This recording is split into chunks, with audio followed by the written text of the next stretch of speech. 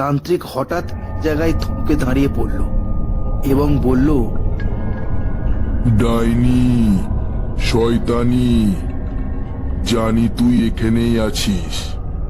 সাহস থাকলে আমার সামনে আয়, দেখি তোর কত ক্ষমতা। কিছুক্ষণ পর ডাইনি শূন্যে ভেসে তান্ত্রিকের সামনে এসে বলল,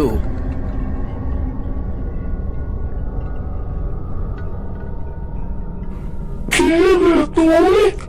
আমায় ডাকছিস? তোর এত সাহস? আজ তোকে জ্যান্ত চিবিয়ে খাবো। আমায় চিবিয়ে খাবি? দেখ তোর কি হয়। এই বলে তান্ত্রিক তার জাদুর লাঠি দিয়ে ওই ডাইনির উপর শক্তি নিক্ষেপ করতে লাগলো।